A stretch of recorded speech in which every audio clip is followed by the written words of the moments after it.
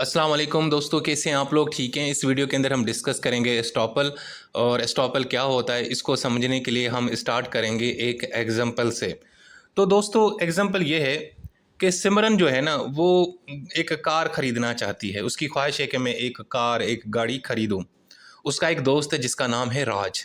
राज ये कहता है कि यार तुम ना ये मेरी गाड़ी जो है ना ख़रीद लो। मैं वैसे भी ना प्लानिंग कर रहा था इसको बेचने की, तो तुम मेरे से ख़रीद लो। अब सिमरन बेचारी मासूम उसके ऊपर यकीन कर लेती है और उससे गाड़ी खरीद लेती है। ठीक है। अब आगे क्या होता है कि आगे चल के राज ये कहता है कि यार सिमरन, जो मैंने तुम्हें गाड़ी दी थी ना, एक्चुअली मैं उसका मालिक नहीं हूँ, मेरे नाम पे वो नहीं है, मेरे पास कोई टाइटल नहीं है। जब मैं तुम्हें सेल कर रहा था उस टाइम मेरे पास ये चीज़ नहीं थी, यानी कि मेरे पास इसकी प्रॉपर्टी मिल्कियत नहीं थी, मैं इसका मालिक नहीं था, मेरे पास कोई डॉक्यूमेंट नहीं था। ठीक है ना। यानी राज क्लेम करता है बाद में कि यार मैं जब तुम्हें ये गाड़ी बेच रहा था उस टाइम में इसका रियल ओनर, सही तरीके से हकीकी मालिक नहीं था। अब ये तो मामला हो गया गड़बड़, तो अदालत में चला जाएगा। जब अदालत में मामला चला जाएगा तो अदालत राज को कहेगी कि ए राज सुन, तुमने सिमरन को क्या कहा कि ये तुम्हारी गाड़ी है और तुमने उसको बेची और उस बेचारी ने तुम्हारे ऊपर ट्रस्ट किया, एतबार किया। अब तुम ये नहीं कह सकते कि तुम्हारे पास राइट ही नहीं था गाड़ी को बेचने का। यानी जब उसने सिमरन को गाड़ी दी थी उस टाइम उसके नाम पे नहीं थी, बाद में हो गई। लेकिन अब तुम ये नहीं कह सकते कि जी उस टाइम तो मेरे मेरे नाम पे नहीं थी गाड़ी, तो अब ये सिमरन ने जो गाड़ी मेरे से खरीदी है ये इनवैलिड सेल है, ये है वो है। नहीं भाई, ऐसा नहीं हो सकता। अब तुम अपनी इस बात से मुकर नहीं सकते। तुमने पहले उसको कहा कि मैं इसका रियल ओनर हूं, तुम मुझसे खरीद लो। उस बेचारी ने पैसे लगा के तुमसे खरीद लिया, और लेकिन जब उसने खरीद लिया तो तुमने बता दिया कि यार एक्चुअली मेरे पास तो अभी इसके डॉक्यूमेंट थे ही नहीं, ये नहीं था, मेरे नाम पे तो थी नहीं, किसी और के नाम पे थी, अब मेरे नाम पे हो गई है। तो अदालत ये कह रही है कि you can't say you had no right to sell it. तुम अब ये नहीं कहोगे और नहीं कह सकते हो कि ये तुम जो है ना इसके तुम्हारे पास राइट नहीं था इसको बेचने का। यानी you are stopped from denying it, यानी अब तुम्हें इस बात से मुकरने से रोका जाता है। यार ये जो चीज़ है ना कि जब एक बंदा अपनी एक बात कहता है और उसकी बात के पे एक बंदा यकीन करके, एतबार करके कोई एक कदम उठाता है और बाद में कहता है जी मैंने तो ये कहा ही नहीं, ये तो मेरी चीज़ है ही नहीं, यानी वो मुकर जाता है। इस चीज़ को बोलते हैं एस्टॉपल। ये होता है प्रिंसिपल ऑफ एस्टॉपल। और इसका मकसद यही है कि भाईजान इस तरह ये राज जैसे जो लोग हैं ना, धोखेबाज, झूठे लोग, इनको रोका जाए, ताकि ये जो सिमरन जैसे लोग हैं जो उनकी बातों पे यकीन करके एक कदम उठाते हैं, उनको तहफ़्फ़ुज़ दिया जाए, उनको प्रोटेक्शन दी जाए। इसको बोलते हैं एस्टॉपल। यानी अब Raj is stop from saying I had no title, यानी अब राज ये नहीं कह सकता कि भाई मेरे पास तो टाइटल ही नहीं है इस गाड़ी का, मेरे पास तो इसके डॉक्यूमेंट ही नहीं है। ठीक है, मतलब उस टाइम मेरे पास डॉक्यूमेंट नहीं थे, अब मेरे पास आ गए हैं, अब मैं इसका मालिक हूँ, उस टाइम मैं मालिक नहीं था, तो जो सिमरन ने मेरे से गाड़ी खरीदी वो इनवैलिड हो गई। ये नहीं कह सकते। ठीक है। इसका सिंपल मतलब ये है कि ये जो एस्टॉपल का जो प्रिंसिपल है ये एक बंदे को स्टॉप करता है ये डिनाई करने से, जो पहले उसने किसी एक बंदे को बात की और अगले बंदे ने उसके ऊपर रिलाई करके एक काम भी कर लिया, कदम भी उठा लिया। अब आप कहते हो कि नहीं जी वो तो मैंने ऐसे नहीं था, वो तो उस टाइम मेरे पास तो ये प्रॉपर्टी के डॉक्यूमेंट नहीं थे, ये गाड़ी मेरी नहीं थी, वो नहीं था, ये भाई इस तरह नहीं होगा। और ये अदालत इस चीज़ को डिस्करेज कहती है। तो भाईजान ये आपको एग्जाम्पल समझ आ गई? आ गई। अब अगर हम इसको उर्दू में देखें तो एस्टॉपल एक ऐसा असूल है जो कहता है कि अगर आपने किसी किसी के साथ कोई वादा किया है, किसी को कोई बयान दिया है, और वो शख्स, अगला शख्स, बेचारा मासूम शख्स, वो शख्स उस आपकी इस बात पर भरोसा करके कोई कदम उठा लेता है, जैसे सिमरन ने एक कदम उठाया कि उसे गाड़ी खरीद ली, उसको पैसे दे दिए, तो फिर आप अदालत में जाके अपनी इस बात से मुकर नहीं सकते। यानी अदालत में यह असूल इसीलिए इस्तेमाल होता है कि कोई शख्स अपनी कही हुई बात से मुकर ना पाए, क्योंकि एक्चुअली वो अगर मुकर जाता है और अदालत उसकी बात पे यकीन, मिसाल लें कि राज की बात पे ना अदालत यकीन कर लेती है, तो मुझे बताओ किसका नुकसान होगा? सिमरन का होगा ना। बेचारी ने पहले पैसे दे दिए, अब गाड़ी भी खरीद ली, उसके ऊपर खर्चा भी कर दिया थोड़ा गाड़ी के ऊपर, ठीक है ना, पिंक वगैरह कलर भी करवा लिया। अब राज कहता है यार अब तो ये मेरी गाड़ी उस टाइम नहीं थी, मैं मालिक नहीं था, अब इसका मैं मालिक हूँ, अब तुम वापस कर दो। वो सेल हुई थी, वो जो खरीदो फरोख्त, वो इनवैलिड हो गई। तो अदालत मासूम लोगों का जो नुकसान होता है उसको रोकने के लिए राज जैसे जो धोखेबाज लोग हैं उनको रोकती है, और उनको रोकने के लिए कौन सा असूल अप्लाई होता है? एस्टॉपल का। भाई बात समझ आ गई? बिल्कुल समझ आ गई। अच्छा जी, अब आते हैं इंट्रोडक्शन पे। इंट्रोडक्शन का मतलब ये है, estoppel is a rule of evidence. ये एविडेंस का असूल है जो एक शख्स को डिनाई करने से, अपनी बात से मुकरने से रोकता है। ठीक है, अब वो उसने जो बात है वो रिप्रेजेंटेशन के ज़रिए की हो, स्टेटमेंट के ज़रिए की हो, अपने कंडक्ट से की हो, ताकि जो दूसरा शख्स जो उसके ऊपर रिलाई करता है उसको महफूज रखा जाए, उसका नुकसान ना हो। ठीक है, तो ये जो असूल है एक्चुअली प्रोटेक्ट करता है किनको? सच्चे लोगों को, प्यारे लोगों को, मासूम लोगों को। ये उनको प्रोटेक्ट करता है जो किसी के पे यकीन करके, एतबार करके कोई कदम उठाते हैं और उसकी बात पे को सच समझ के कोई एक काम कर देते हैं। मतलब आपको किसी ने कहा कि यार ये मेरी प्रॉपर्टी है, तुम यहाँ पे प्लॉट बना लो, मैं तुम्हें बेच देता हूँ, और अगले बंदे ने, बेचारे ने प्लॉट बना दिया। अब कहते हैं यार उस टाइम तो मेरे नाम पे नहीं थी, अब मेरे नाम पे, तो तुमने उस टाइम जब मेरे से खरीदी थी वो जो खरीदो फरोख्त थी वो गलत है। ये नहीं हो सकता। और ये असूल ये स्टॉप करता है डिसऑनेस्ट लोगों को, जो ये बेईमान लोग हैं, ये जो धोखेबाज लोग हैं राज की तरह। हाँ जी, राज की तरह ये जो धोखेबाज लोग हैं, इनको ये असूल रोकता है ताकि वो अपनी बात से मुकर ना पाए। ये कहानियां सुनाते हैं ना दोस्तों, कभी कौन से कभी कौन, हाँ अभी मैं ये नहीं कर सकता, मैं तुम्हारे साथ शादी नहीं कर सकता, ये मसले मेरे, वो मैंने जॉब करना, वो करना, ये इस तरह के ड्रामेबाजियां, इनको रोकने के लिए ये एस्टॉपल का असूल अप्लाई होता है। ठीक है जी। अच्छा जी, इस हवाले से कानूनी शहादत का जो ऑर्डर है उसका आर्टिकल 114, 115 और 116 है हमारे पास, जो डील करता है एस्टॉपल के हवाले से। अच्छा जी, अब एस्टॉपल का मतलब क्या है, मीनिंग क्या है एक्चुअली इस वर्ड की? यार ये जो वर्ड है इसका, ये एक्चुअली इक्विटी और फेयरनेस के जो असूल है उसके ऊपर डिपेंड करता है। और ये वर्ड एक्चुअली फ्रेंच एक पुराना वर्ड है, वहाँ से निकला है, जिसका मतलब है किसी को रोकना। अब जो हमारे पास आर्टिकल 114 है उसके अंदर एस्टॉपल की जो लीगल डेफिनेशन है वो ये है, इफ़ अ पर्सन, अगर कोई शख्स, कौन सा शख्स? वही राज की तरह, धोखेबाज की तरह।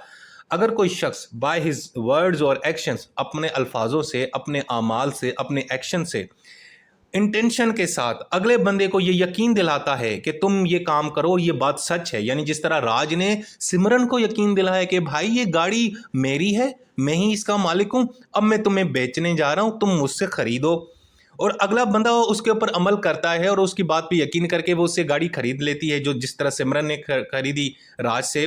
तो अब जो पहला फर्स्ट पर्सन है, can not later deny that statement, यानी जो पहला जो शख्स है अब वो अपनी स्टेटमेंट को डिनाई नहीं कर सकता। ठीक है, अब जो राज है अपनी इस बात से मुकर नहीं सकता। तो ये एक्चुअली इसकी लीगल डेफिनेशन है 114 आर्टिकल के अंदर। इसका एक और एग्जांपल देखते हैं। एक शख्स है ए, वो झूठ बोलता है और बी को यकीन दिलाता है कि यार ये जो प्रॉपर्टी है ना, ये मैं ही इसका मालिक हूँ, मेरे पास ही इसके डॉक्यूमेंट है, और वो उसको, बी को जो है ना, वो अपनी प्रॉपर्टी जो है ना फरोख्त कर देता है और बी उसे प्रॉपर्टी खरीद लेता है और उसको पैसे भी दे देता है। बाद में जब जो है ना, बाद में पता चलता है जब ये इसने प्रॉपर्टी दी ना ए ने बी को, तो ए एक्चुअली उसका लीगल ओनर नहीं था, लेकिन उसके बाद वो उसका लीगल ओनर बन जाता है। अब वो ए आके कहेगा, यार बी, मैंने जब तुम्हें प्रॉपर्टी दी थी ना, जब हमने तुम्हारे साथ वो एग्रीमेंट किया था सेल वगैरह का, यार उस टाइम में उसका लीगल ओनर था, लेकिन अब मैं लीगल ओनर हो गया हूँ, अब तो इसका मतलब है तुम्हारे साथ जो मेरा माहिदा हुआ वो एक किस्म का इनवैलिड हो जाता है। अब ये इसमें तो बी बेचारी का तो तोते उड़ जाएंगे। वो कहेगा यार ये क्या ड्रामेबाजी है, जब मुझे दे रहा था तब कह रहा था कि मैं इसका लीगल ओनर हूँ, अब कहता है कि यार उस टाइम नहीं था, अब मैं हो चुका हूँ। ऐसा नहीं होगा।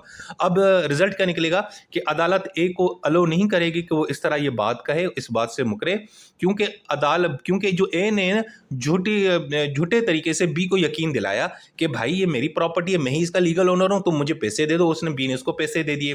ठीक है, अब ये कानून एक्चुअली ए को रोकता है कि वो एडवांटेज ले अपने झूठेपन का, यानी अपने ड्रामेबाजी का हम उसको फायदा नहीं उठाने देंगे। जिस तरह राज ने ड्रामेबाजी की ना सिमरन के साथ, ताकि वो उससे फायदा ले ले। गाड़ी पहले कहता है मेरे नाम पे नहीं है, ये मतलब पहले कहता है मेरे नाम पे, फिर बाद में कहता है जी मेरे नाम पे तो थी नहीं, ये नहीं था, वो नहीं था, और तो उस टाइम जो तुम्हारे साथ मेरा एग्रीमेंट था वो इनवैलिड, अब यही मेरी गाड़ी है, तुम्हारी नहीं है। तो भाई हम ये कानून एक्चुअली इनको, ये जो लोग फ़ायदा उठाते हैं अपने इस 2 नंबरी का, ये कानून उनको रोकता है। अच्छा जी, अब एस्टॉपल के क्या एलिमेंट्स हैं यार? पहला एलिमेंट्स है रिप्रेजेंटेशन, यानी आपने, अगले बंदे ने वाकई आपको अपने वर्ड्स, एक्शन और साइलेंस और खामोशी और ओमिशन के ज़रिए महसूस कराया हो कि उसने कोई काम किया हो। अब वो बंदा खुद भी कह सकता है या उसका ऑथोराइज्ड एजेंट भी कह सकता है, जिस तरह राज ने यकीन दिलाया सिमरन को, यानी रिप्रेजेंट किया, बताया। उसके बाद वो रिप्रेजेंटेशन ऑफ एग्जिस्टिंग फैक्ट हो, वो किसी ऐसे फैक्ट के बारे में यकीन दिलाया हो जो मौजूद रखता हो। जिस तरह जब राज ने सिमरन को कहा कि यार ये गाड़ी, तो वो गाड़ी एग्जिस्ट कर रही थी ना दोस्तों, एक ये। दूसरा ये बिलीव बाय अदर पार्टी, अगला बंदा उसके ऊपर यकीन कर ले तो ये भी इसका एलिमेंट है एस्टॉपल का। और दूसरा जो पहला बंदा है यानी जिस तरह राज है, तो राज ने एक्चुअली इस नीयत के साथ, इंटेंशन के साथ ये बात बताई ताकि जो सिमरन है वो उसके ऊपर रिलाई करे, उसकी बात पे यकीन कर ले। और उसके बाद है एक्शन बेस्ड ऑन बिलीफ, और इस बिलीफ के ऊपर यानी कि उसके बातों में आकर अगला बंदा कदम उठा ले। जिस तरह सिमरन ने राज के कहने पे गाड़ी खरीद ली उससे, ठीक है, और गाड़ी खरीद ली और उसके बाद अपनी पोजीशन यानी कुछ चीज़ें तब्दील कर ली। मतलब खरीदने का मतलब है कि उसने पैसे लगा दिए, उसका मतलब है कि कोई कॉन्ट्रैक्ट कर लिया, ठीक है। यहाँ पे लिखा हुआ है ना, typically by altering their position entering a contract, कोई कॉन्ट्रैक्ट में आ जाए, अपने पैसे लगा दे, ये कर दे। अब बंदा जैसे कोई बंदा आपको कहता है कि मेरी प्रॉपर्टी है, मैं आपको बेचता हूँ, आप जाके इस पे बिल्डिंग बनाए। अगला बंदा बिल्डिंग बना लेता है, बाद में कहता है यार जब तुम्हें दी थी ना तब मेरे पास डॉक्यूमेंट नहीं थे। अब अगले बंदे ने अपनी पोजीशन चेंज कर ली ना, एक कदम उठा लिया ना, एक बिल्डिंग खड़ी कर दी, उसका तो नुकसान हो गया ना बच्चे, ठीक है। उसके बाद है lake of knowledge of truth. दूसरा वो जो शख्स जब अदालत में जाता है कि यार अगले बंदे ने ना मेरे साथ ये धोखेबाजी की है, तो उसको फिर ये इस चीज़ का भी पता होना चाहिए कि वाकई उसके साथ धोखेबाजी हुई है। उसको इस चीज़ का इल्म नहीं था कि अगला बंदा मेरे साथ दो नंबरी कर रहा है। यानी अगर सिमरन अदालत जाएगी तो सिमरन को ये यानी कि जो है ना, जो क्लेम कर रही है कि राज ने मेरे साथ धोखा किया है, तो उसको वाकई पता होना चाहिए कि वाकई उसको पता नहीं था कि ये राज उसके साथ दो नंबरी कर रहा है। यानी वो unaware of the true facts के बारे में। अगर उसको भी पता था कि ये राज की गाड़ी के यानी राज के नाम पे अभी गाड़ी नहीं है, अगर सिमरन को इस चीज़ का इल्म है, उसके बाद भी उससे खरीदती है, तो फिर वही बेवकूफ़ निकली ना। तो ये कहता है कि यार एस्टॉपल का ये एलिमेंट है कि अगले बंदे को वाकई पता नहीं था कि उसके साथ हाथ हो रहा है, ठीक है जी। तो ये कुछ एलिमेंट्स हैं। उसके बाद अब टाइप्स की बात करेंगे तो पहला आता है एस्टॉपल बाय रिकॉर्ड। इसका मतलब ये है कि भाई जब अदालत एक मुकदमे के ऊपर अपना फैसला सुना देती है किसी फैक्ट या केस के ऊपर, तो बार बार आप लिटिगेशन में नहीं जा सकते, बार बार आप अदालत में उसी मामले के ऊपर अदालत के पास नहीं जा सकते, मुकदमा दायर नहीं कर सकते। अदालत इस चीज़ को रोकती है, यानी एक चीज़ हो गई तो अब उसको आपने दोबारा नहीं खोलना, ठीक है। इसको बोलते हैं सिविल प्रोसीजर कोड में रेस जुडिकेटा। यानी जब एक दफ़ा जजमेंट आ गई, एक मामले का केस सुन लिया अदालत ने, सारी चीज़ें कवर होगी, अब आप दोबारा उस मामले को अदालत में नहीं ले जा सकते। उसके बाद है एस्टॉपल बाय डीड, यानी कोई बंदा डॉक्यूमेंट के जरिए आपको धोखेबाजी देता है। सेल जिस तरह अब राज ने सिमरन को कहा कि ये मेरी गाड़ी है, तुम खरीद लो, तो उनके साथ आपस में कोई एग्रीमेंट होगा ना, सेल वगैरह का, पैसे वगैरह का, कितने पैसों में लेंगे गाड़ी वगैरह। तो अगर कोई बंदा डीड के जरिए, लीगल डॉक्यूमेंट के जरिए अगले बंदे को यकीन दिलाता है और बाद में वो डिनाई करता है, मिसाल है एक सेलर है, वो एडमिट करता है ये प्रॉपर्टी मेरी है सेल डीड के अंदर, बाद में कहता है कि नहीं मैं तो उसका मालिक नहीं हूं। भाई आपने डॉक्यूमेंट में पहले लिखा आप मालिक हो, बाद में कहता आप मालिक नहीं हो, ये क्या हो सकता है? तो ये आती है एस्टॉपल बाय डीड। उसके बाद है एस्टॉपल बाय कंडक्ट। ये बड़ी सिंपल है, यानी अपने कंडक्ट के जरिए, मिसाल के तौर पर आप पहले कहते हो कि जी फलां जो बंदा है ना मेरा बिजनेस पार्टनर है, लेकिन बाद में आप ये नहीं कह सकते यार मैं इस बंदे को तो जानता ही नहीं हूं, ठीक है। यानी वही तो ये अपने एक्शन के जरिए मुकर जाना। उसके बाद है एस्टॉपल बाय इलेक्शन। ये बड़ा इंटरेस्टिंग है। मिसाल के तौर पे आपके सामने दो चॉइसेस हैं, आप एक चॉइस को मान लेते हो, दूसरी चॉइस को मानते हैं या उससे मुकर जाते हो। मिसाल के तौर पर एक विल थी, उस विल में आपको एक गिफ्ट दिया जाता है, आप वो गिफ्ट कबूल कर लेते हो, लेकिन बाद में कहते हो जी मैं तो इस विल को चैलेंज करूंगा। अबे ढक्कन, जब तुम्हें उसमें से विल में जो तुम्हें गिफ्ट दिया गया है, यानी विल में लिखा हुआ है कि भाई ये गिफ्ट तुम्हारा है, उसको तुम कबूल कर लेते हो, लेकिन जो दूसरे ऑप्शन में क्या करते हो कि नहीं मैं विल को चैलेंज करूंगा। भाई ये क्या बकवास की तुमने, ठीक है। तो आपके पास दो चॉइसेस हैं, एक चॉइस को कबूल करते हो, दूसरी चॉइस के ऊपर आप मुकर जाते हो, तो ये नहीं हो सकता, ठीक है। इसको बोलते हैं एस्टॉपल बाय इलेक्शन।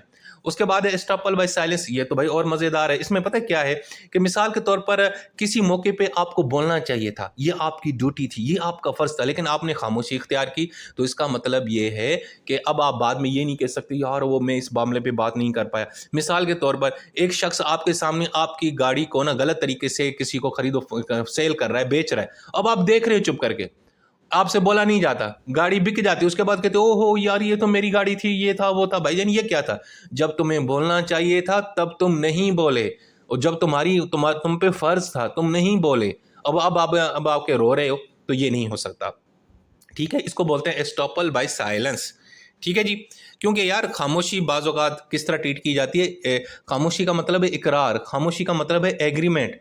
अगला बंदा अगर आपको ना नहीं बोलता तो इसका मतलब यही है कि खामोशी का मतलब है कि उसने हाँ बोला है। लेकिन वैसे आजकल ये फिट नहीं होता, तो ज़रा एहतियात क्या करें दूसरे मामलात के अंदर अपने पर्सनल रिलेशनशिप में। अगर कोई शख्स इकरार नहीं करता, खामोशी इख्तियार करता है, ना इनकार करता है, तो इसका हरगिज़ मतलब नहीं है कि अगला बंदा राज़ी है। तो ये अब आपने ज़रा गलतफ़हमी दूर करनी है। वैसे इस एग्जाम्पल तक ये चीज़ आप समझ लें, ठीक है जी। अच्छा जी, आगे है एस्टॉपल ऑफ टेनेंट इन लाइसेंसी आर्टिकल 115। उसमें लिखा हुआ है tenant can not deny landlord's ownership. यार बड़ा सिंपल है, सिंपल यह है भाई, आप किराए पे रहते हो, आप टेनेंट हो, आपने रेंट पे एक प्रॉपर्टी ली है, आप ये नहीं कह सकते यार जो ज़मीन का मालिक है या जो इस घर का मालिक है उसके पास ये अथॉरिटी नहीं है, ठीक है, वो तो मालिक ही नहीं है, ठीक है, ये नहीं हो सकता। यानी अली ने बिलाल से रेंट पे घर लिया, बाद में जनाब कुछ महीने के बाद अली कहता है यार ये बिलाल का हाउस नहीं, ये तो मैं ही इसका मालिक हूँ।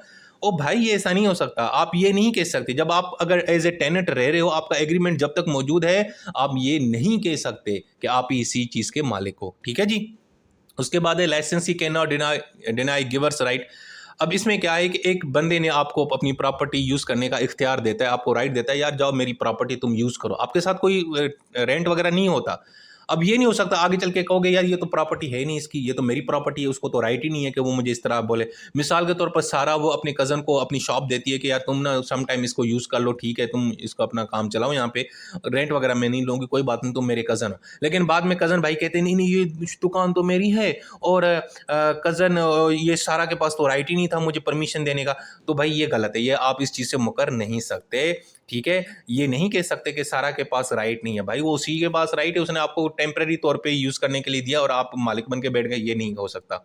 उसके बाद है एस्टॉपल ऑफ एक्सेप्टर बेली और लाइसेंस। ये बड़ा इंटरेस्टिंग है, acceptor of a bill of exchange. यार इसमें यह है, मैं मिसाल देकर समझाता हूँ कि अली ने क्या किया, बिलाल से एक बिल ऑफ एक्सचेंज कबूल कर लिया, ठीक है। यानी अली ने एक्चुअली प्रॉमिस किया था कि मैं कुछ आपको अमाउंट दूंगा। बाद में अली कहता है कि यार बिलाल के पास तो राइट ही नहीं था कि वो बिल ड्रॉ करे। यानी अली अब ये नहीं कह सकता कि बिलाल के पास अथॉरिटी नहीं थी। यानी आप पहले बिलाल से कोई चीज़ एक्सेप्ट करते हो, बिल ऑफ एक्सचेंज लेते हो, बाद में कहते हो बिलाल को तो राइट ही नहीं था मुझे ये देने का, ये गलत बात है। उसके बाद है बेली और लाइसेंस। ये बड़ा इंटरेस्टिंग है। मिसाल के तौर पर सारा ने अपनी गाड़ी हमजा को दी सेफ कीपिंग के लिए कि यार मैं ज़रा बाहर जा रही हूँ, बाहर के मुल्क, ये तुम गाड़ी जो है ना अपने पास महफूज रखो, मैं तुम्हें टेम्प्रेरी तौर पे दे रही हूँ। यानी ये बेली है, उसको रखने के लिए दे। अब हमजा यहाँ पे बेली है, उसकी गाड़ी को वो महफूज रखेगा, अपने पास रखेगा। लेकिन बाद में हमजा कहता है नहीं यार सारा के पास तो राइट ही नहीं था मुझे ये गाड़ी देने का, ये तो गाड़ी मेरी है, ये है वो है। अब हमजा ये नहीं कह सकता कि उसने जो है ना या सारा उसको गाड़ी ये दे ही नहीं सकती एज ए बेली, ठीक है। तो ये सारा का राइट था, सारा ने दी, ये सारा की ही गाड़ी होगी। सो ये भी एक एग्जांपल आ गया। यानी इसका मतलब if you accepted a responsibility, पहले आप कबूल करते हो रिस्पॉन्सिबिलिटी कि हाँ भाई मैं इसका ख्याल रखूंगा, फाइनेंशियल इंस्ट्रूमेंट हो या परमिशन हो। उसके बाद you can not later challenge the givers authority. बाद में आप ये चैलेंज नहीं कर सकते, अगले बंदे को तो इख्तियार ही नहीं था मुझे ये चीज़ देने का, ठीक है। हाँ, अगर फ्रॉड हो गया है वो एक अलग बात है, अदरवाइज आप चैलेंज नहीं कर सकते किसी की अथॉरिटी का। अगर किसी बंदे ने आपको घर दिया रेंट पे, किसी ने परमिशन दी है दुकान इस्तेमाल करने की, किसी ने आपको अपनी गाड़ी दी है सेफ कीपिंग के लिए, अब बाद में उसकी अथॉरिटी को चैलेंज कर लें, ये तो भाई ड्रामेबाजी, ये नहीं हो सकता। उसके बाद है कॉन्सिक्वेंसेज ऑफ एस्टॉपल। अब इसमें क्या है, एस्टॉपल हमेशा दो लोगों के बीच में होता है, और दूसरा ये पूरी दुनिया पे अप्लाई नहीं होता, और ये एक पर्सनल रिस्ट्रिक्शन होती है दोस्तों। और दूसरा ये इसका मकसद होता है फेयरनेस सिविल केसेस में आमतौर पे, ताकि डिसऑनेस्टी अनफेयर चेंजेस को रोका जाए। क्योंकि हमारे यहाँ तो माशाल्लाह आपको पता है कि इतने सच्चे और खरे लोग हैं बेचारे, 2 मिनट के अंदर अपनी बात पे मुकर जाते हैं, पता ही नहीं चलता, ठीक है ना। बाज़ लोग तो अपने बच्चों पे मुकर जाते हैं कि मेरा बेटा है ही नहीं, पड़ोस का बेटा है, ऐसे हाँ ये होता है भैया अदालतों में।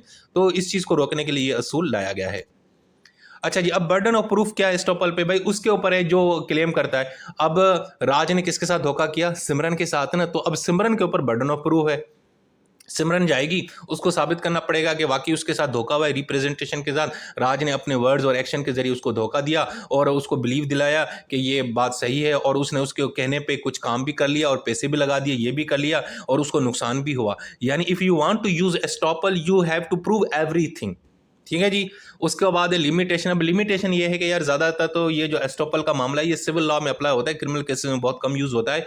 और दूसरा ये यार फैक्ट के ऊपर डिपेंड करता है, ओपिनियन के ऊपर नहीं। यानी अगर एक बंदा कहता है यार ये गाड़ी खरीद लो, तो वो फैक्ट है। ये नहीं कह सकता, यानी कि अपने ओपिनियन ना देके मेरे ख्याल में ये मेरी गाड़ी है तुम खरीदो, ये नहीं हो सकता, ठीक है। दूसरा स्टेटमेंट अबाउट लॉ, अगर किसी बंदे ने कानून को गलत समझा है, गलत इंटरप्रिटेशन की है और उसके बाद मुकर जाता है कि यार मुझे अंडरस्टैंडिंग नहीं थी कानून की, तो वो एक अलग चीज़ है, हम वो नहीं आएगी इसके अंदर, एस्टॉपल के अंदर। दूसरा साइलेंस, हाँ अगर आपने खामोशी इख्तियार कर रखी है और आपका राइट भी नहीं था बोलने का तो फिर ठीक है, लेकिन अगर आपका राइट था, आपको बोलना चाहिए था, आपके ऊपर फर्ज था दोस्तों, लेकिन आप फिर भी खामोश रहे, तो ये नहीं होगा, ठीक है जी। उसके बाद है माइनर, यार माइनर के ऊपर ये एस्टॉपल अप्लाई नहीं होता क्योंकि उसके पास तो लीगल अथॉरिटी होती नहीं है, फुल लीगल अथॉरिटी नहीं होती। और दूसरा कोर्ट जुरिस्डिक्शन, दूसरा हमने ये भी देखना है कि आपका मुकदमा, ये एस्टॉपल वाला मुकदमा किस अदालत में आता है, तो वही अदालत ये लीगल प्रिंसिपल अप्लाई कर सकती है। सो दोस्तों ये थी हमारी वीडियो एस्टॉपल के बारे में, बहुत ही आसान और मज़ेदार कॉन्सेप्ट था जो मैंने आपको बड़ा आसान करके समझाने की कोशिश की बल्कि, ठीक है। सो अपना ख्याल रखें, खुश रहा करें।